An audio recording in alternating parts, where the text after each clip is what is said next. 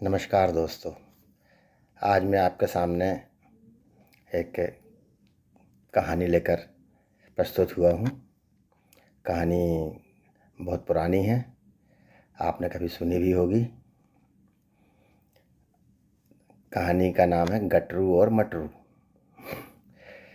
गटरू और मटरू नाम के दो दोस्त हुआ करते थे, जो अपने इलाके में अपनी दोस्ती, पक्की दोस्ती के लिए काफ़ी प्रसिद्ध हुआ करते थे।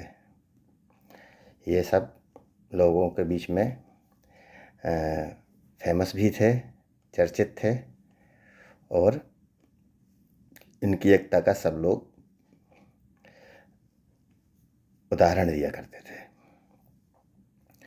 लेकिन समय के साथ साथ धीरे धीरे जो इनकी दोस्ती और ये चर्चा लोगों के बीच में प्रसिद्ध होने लगी, थोड़े इन लोगों में एक शैतानी जैसी कुछ आदतें आने लगीं।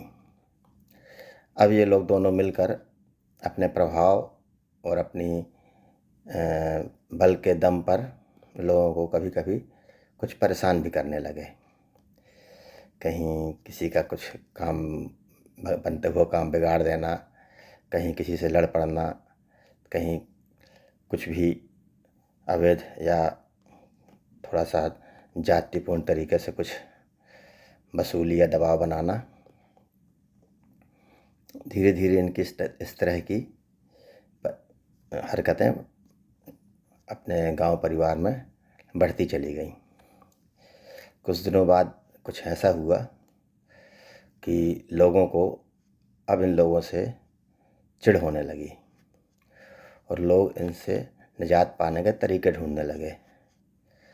लोग कुछ प्रयास करते भी कि इनको जवाब दिया जाए या इनसे भिड़ा जाए या इनको रोका जाए इन चीज़ों के लिए। लेकिन चूँकि दोनों बहुत दबंग भी थे और दोनों की एकता इतनी मजबूत थी कि कोई उन दोनों का कुछ बिगाड़ नहीं सकता था, बिगाड़ नहीं पा रहा था। तो इसी उधेड़-बुन में बहुत दिन तक बात चलती रही।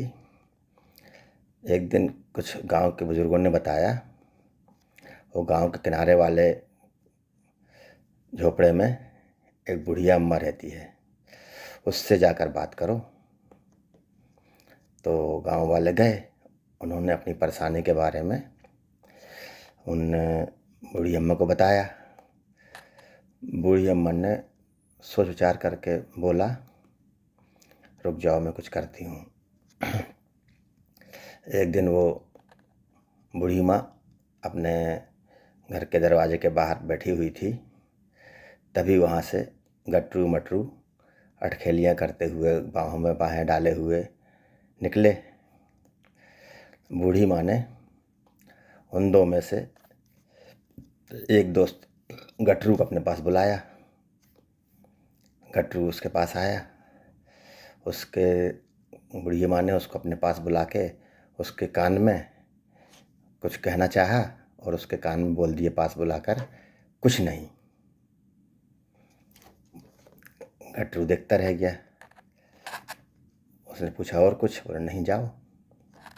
चला गया और चुपचाप चलते चलते दोनों दोस्त थोड़ा दूर और आगे निकले।